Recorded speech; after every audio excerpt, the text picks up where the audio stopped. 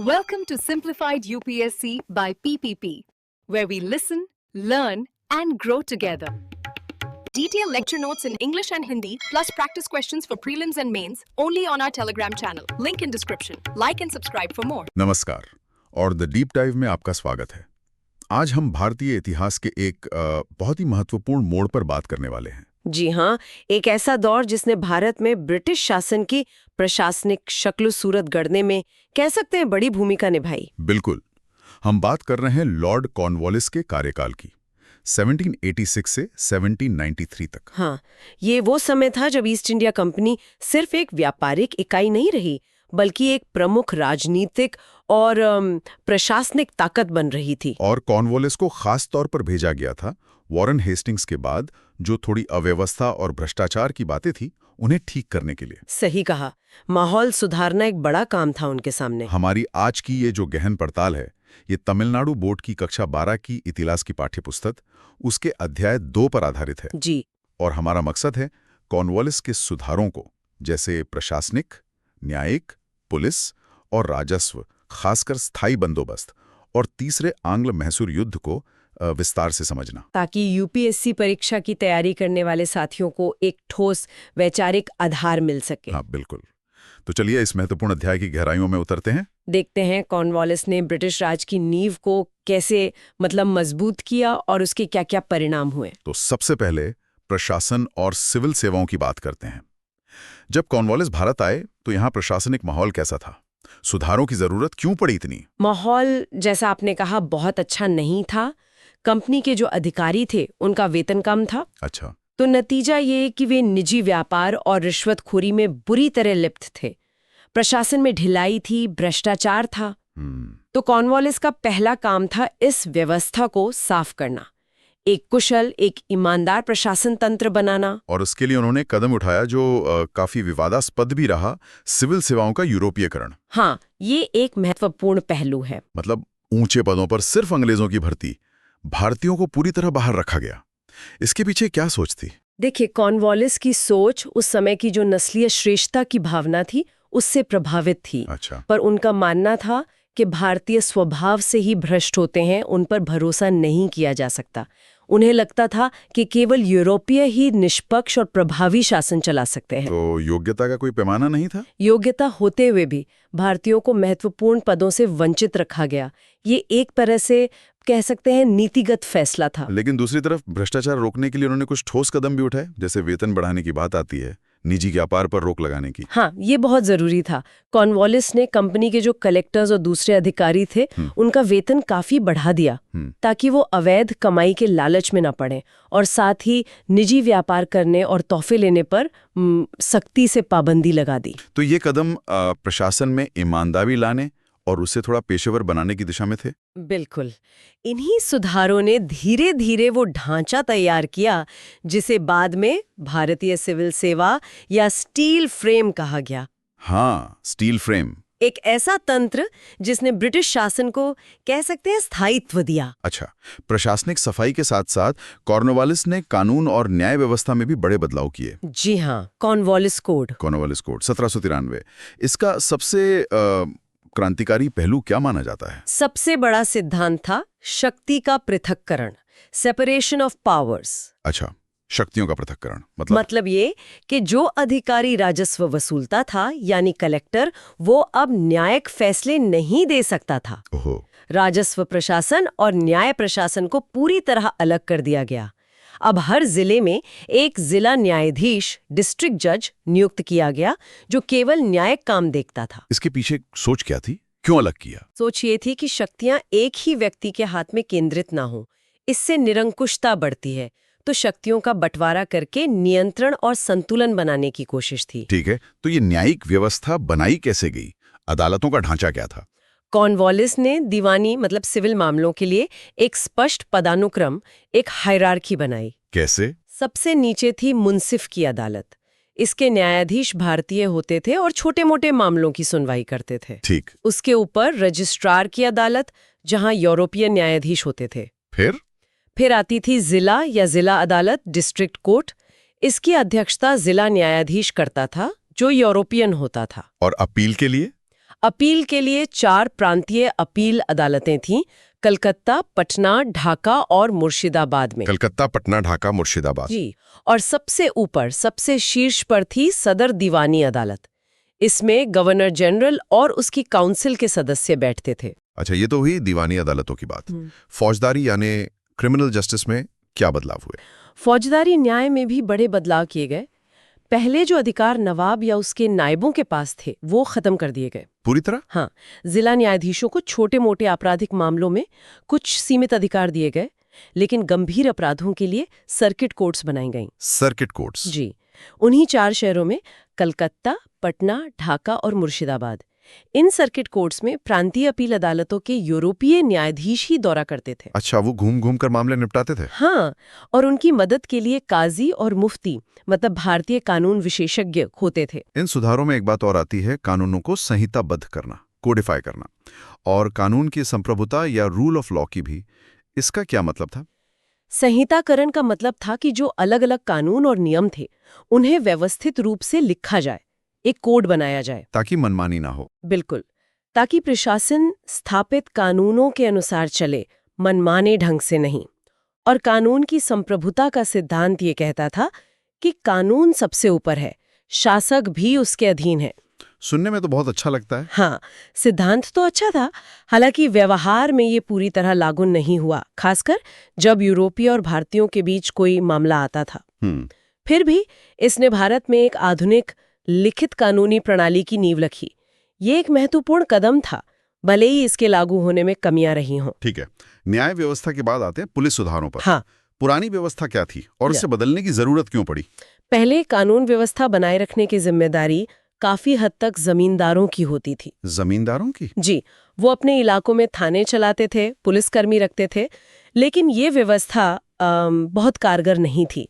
जमींदार अक्सर अपनी ताकत का गलत इस्तेमाल करते थे। और पुलिस भी संगठित नहीं थी? बिल्कुल। तो कंपनी चाहती थी कि एक अनुशासित पुलिस बल हो जो सीधे कंपनी के नियंत्रण में हो। तो कॉर्नवालिस ने क्या नई व्यवस्था लागू की? उन्होंने जमींदारों से पुलिस के अधिकार छीन लिए और हर जिले के लिए एक जिला पुलिस अधीक्षक का पद बनाया।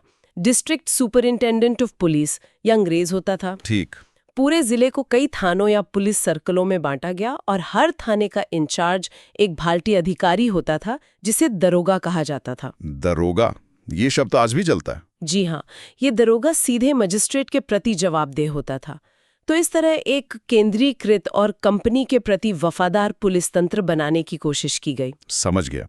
अब आते हैं कॉर्नवालिस के शायद सबसे चर्चित और सबसे विवादास्पद सुधार पर, राजस्व सुधार, यानी स्थायी बंदोबस्त 1793 का। हाँ, परमानेंट सेटलमेंट। ये बहुत ही महत्वपूर्ण विषय है। इसकी जरूरत क्यों महसूस हुई? पृष्ठभूमि क्या थी इसकी? देखिए, वॉरेन हेस्टिंग्स के समय जो भूमि राजस्व वसूली की व्यवस्था थी, वो बहुत अस्थिर थी। जमीनें अक्सर नीलामी पर दी जाती थी। तो आय निश्चित नहीं थी? बिल्कुल, कंपनी की आय अनिश्चित रहती थी। तो कॉर्नवालिस और कंपनी के अधिकारी एक ऐसी व्यवस्था चाहते थे जिससे सरकार को एक निश्चित, एक नियमित आय मिलती रहे। और कोई कारण? एक और मंशा थी, भारत में जमींदारों का एक ऐसा वर्ग तैयार करना जो आर्थिक रूप से कंपनी पर निर्भर हो और राजनीतिक रूप से अंग्रेजों का वफादार बना रहे। अच्छा, एक लॉयल क्लास बनाना। जी, इसी सोच के तहत अपने सहयोगी सर जॉन शोर जैसे लोगों से विचार विमर्श के बाद कॉर्नवालिस ने 1793 में बंगाल, बिहार और उड़ीसा में स्थायी बंदोबस्त लागू कर दिया। इसकी मुख्य बातें क्या थीं? बिल्कुल सटीक रूप में। मुख्य विशेषताएं थीं, पहली, जमींदारों को भूमि का स्थायी मालिक मान लिया गया, उनका अधिकार वंशानुगत हो गया, यानी पीढ़ी दर पीढ़ी। जी। दूसरी, जमींदारों को सरकार को एक निश्चित राजस्व राशि चुकानी होती थी और ये राशि हमेशा के लिए, मतलब स्थायी रूप से तय कर दी गई। भविष्य में इसमें कोई बढ़ोतरी नहीं होनी थी। कितनी राशि?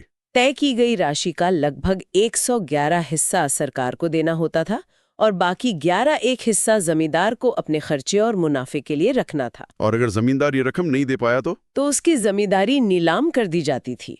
इसके लिए एक सूर्यास्त कानून या सनसेट लॉ भी था, मतलब निश्चित तारीख के सूर्यास्त तक पैसा जमा करना होता था। हाँ, तो इस व्यवस्था के फायदे क्या गिनाए जाते हैं कंपनी के नजरिए से? कंपनी के नजरिए से कुछ फायदे जरूर थे। एक तो निश्चित आय, सरकार की आय तय हो गई, जिससे बजट बनाना आसान हो गया। ठीक है। दूसरा, वफादार वर्ग। जमींदार अंग्रेजों के वफादार बन गए क्योंकि उनका अस्तित्व ही कंपनी की व्यवस्था पर टिका था। हाँ, ये बात तो है। 1857 में इन्होंने साथ भी दिया था। बिल्कुल। तीसरा, प्रशासनिक सुविधा। सरकार को लाखों किसानों से सीधे राजस्व वसूलने के झंझट से मुक्ति मिल गई। अब सिर्फ कुछ हजार जमींदारों से ही निपटना था। लेकिन इसके नुकसान वो शायद फायदों से कहीं ज्यादा गंभीर थे, खासकर आम किसानों के लिए। बिल्कुल, और यहीं पर इसका आलोचनात्मक विश्लेषण बहुत जरूरी हो जाता है।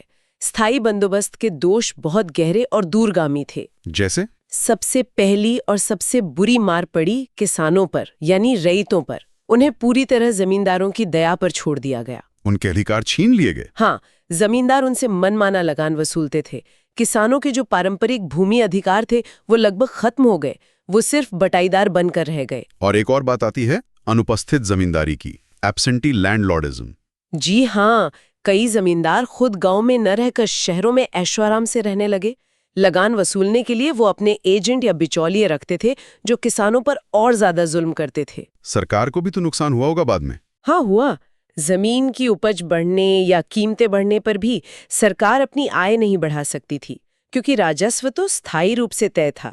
बाद में सरकार को इसका नुकसान महसूस हुआ। और कृषि पर क्या असर पड़ा? जमींदारों ने जमीन सुधारने या कृषि उत्पादन बढ़ाने में कोई खास रुचि नहीं दिखाई। उनका मुनाफा तो लगान बढ़ाने से ही आ जाता था, तो कृषि में निवेश नहीं हुआ। कुल मिलाकर इसने ग्रामीण समाज में गहरी खाई पैदा की और किसानों की बदहाली को बहुत बढ़ाया। निश्चित रूप से। अच्छा, कॉर्नवालिस के कार्यकाल में एक अहम सैन्य टकराव भी हुआ। तीसरा, आंग्ल मैसूर युद्ध 1790 से 92 तक। जी। कॉर्नवालिस तो हस्तक्षेप न करने की नीति के समर्थक माने जाते थे। पिट्स इंडिया एक्ट भी यही करता था। फिर यह युद्ध क्यों हुआ? हाँ, कहने को तो एक्ट हस्तक्षेप ना करने की बात करता था, पर व्यवहार में अंग्रेज अपने हितों की रक्षा और विस्तार के लिए हमेशा तैयार रहते थे। युद्ध के मुख्य कारण थे, पहला, टीपू सुल्तान की बढ़ती ताकत। मैसूर के शासक। हाँ, टीपू सुल्तान एक महत्वाकांक्षी और योग्य शासक थे। उनकी सैन्य ताकत और फ्रांसीसियों के साथ उनकी दोस्ती अंग्रेजों को खटक रही थी। और दूसरा कारण? दूसरा, टीपू ने त्रावणकोर पर हमला किया, जो अंग्रेजों का सहयोगी राज्य था।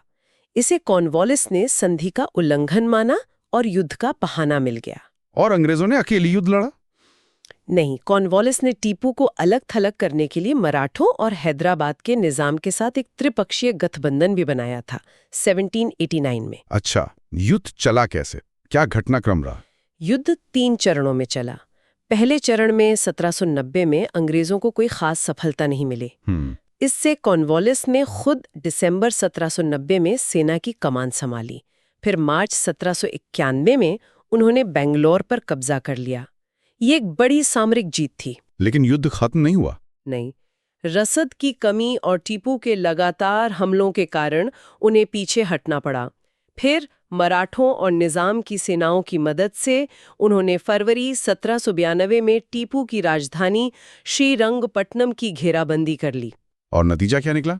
नतीजा टीपू सुल्तान की हार हुई। उन्हें मार्च 1792 में श्रीरंगपट्टनम की संधि पर हस्ताक्षर करने पड़े। ये संधि कैसी थी?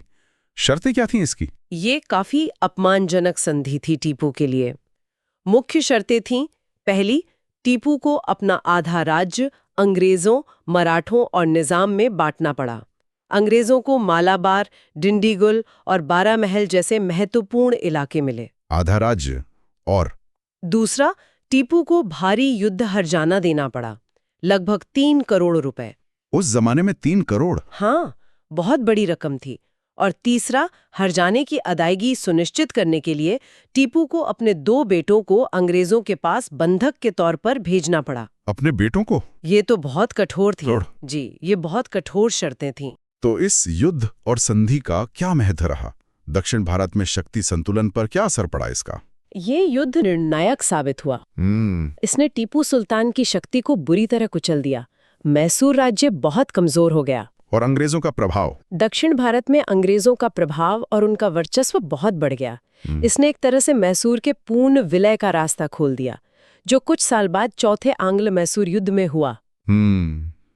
ये दिखाता है कि कैसे अंग्रेज धीरे धीरे भारतीय शक्तियों को कमजोर करके अपना साम्राज्य फैला रहे थे। बिल्कुल, चरणबद्ध तरीके से। तो कुल मिलाकर एक प्रशासक के तौर पर लॉर्ड कॉर्नवालिस का मूल्यांकन कैसे किया जाए? उनकी विरासत क्या है? कॉर्नवालिस को निसंदेह भारत में ब्रिटिश प्रशासन की नींव रखने और उसे मजबूत करने का श्रेय दिया जाता है। वो व्यक्तिगत रूप से ईमानदार और कर्तव्यनिष्ठ माने जाते हैं। हाँ, ये बात आती है। उन्होंने भ्रष्टाचार मिटाने और प्रशासन को एक व्यवस्थित ढांचा देने, सिविल सेवा, न्याय, पुलिस के गंभीर प्रयास किए। कॉर्नवालिस कोड और स्थायी बंदोबस्त उनकी सबसे स्थायी विरासतें हैं। लेकिन सिक्के का दूसरा पहलू भी है। बिल्कुल, उनकी नीतियों की गंभीर सीमाएं और नकारात्मक पक्ष भी थे। भारतीयों के प्रति उनका अविश्वास और उन्हें उच्च पदों से बाहर रखने की नीति नस्लवादी थी। और स्थायी बंदोबस्त ने भले कंपनी को फायदा पहुंचाया हो, लेकिन इसने लाखों किसानों को बर्बादी के कगार पर पहुंचा दिया। तो उनका मूल्यांकन करते समय इन दोनों पहलुओं को देखना बहुत जरूरी है। तो एक तरह से ब्रिटिश साम्राज्य के निर्माता के रूप में वो सफल रहे, लेकिन भारतीय हितों के नजरिए से उनकी नीतियां अक्सर नुकसानदेह साबित हुई। हाँ, ये एक संतुलित नजरिया हो सकता है। ठीक है, ये बात सही है। अब संक्षेप में अध्याय के अंत में जो अभ्यास प्रश्न दिए गए हैं उन पर एक नजर डाल लेते हैं। जी। पाठ्य पुस्तक में बहुविकल्पीय प्रश्न है, रिक्त स्थान भरो, मिलान करो, सही गलत कथन है, और फिर लघु व विस्तृत उत्तरीय प्रश्न भी हैं। ये अभ्यास बहुत महत्वपूर्ण है। हाँ, इनसे रिवीजन अच्छा होता है। ये अभ्यास मुख्य रूप से कॉर्नवालिस के सुधारों पर केंद्रित हैं, स्थायी बंदोबस्त, न्यायिक सुधार। तीसरा, आंग्ल मैसूर युद्ध, श्रीरंगपट्टनम की संधि जो 1792 में हुई, वो भी जरूरी है। और महत्वपूर्ण शब्दावली जैसे दरोगा, जमींदार, रैयत, कॉर्नवालिस कोड 1793। हाँ, इन अभ्यासों से न केवल तथ्यात्मक जानकारी जैसे तिथियां 1792, 1793 पुख्ता होती है, बल्कि अवधारणाओं की समझ भी गहरी होती है, जैसे शक्ति पृथक्करण का सिद्धांत या स्थायी बंदोबस्त के गुण और दोष। बिल्कुल। और जो विस्तृत उत्तर वाले प्रश्न हैं, उनसे विश्लेषण क्षमता विकसित करने में मदद मिलती है, जो मेंस के लिए बहुत जरूरी है। हाँ बिल्कुल। तो चलिए अब कुछ मुख्य बिंदुओं को जल्दी से दोहरा लेते हैं परीक्षा के नजरिए से। जरूर।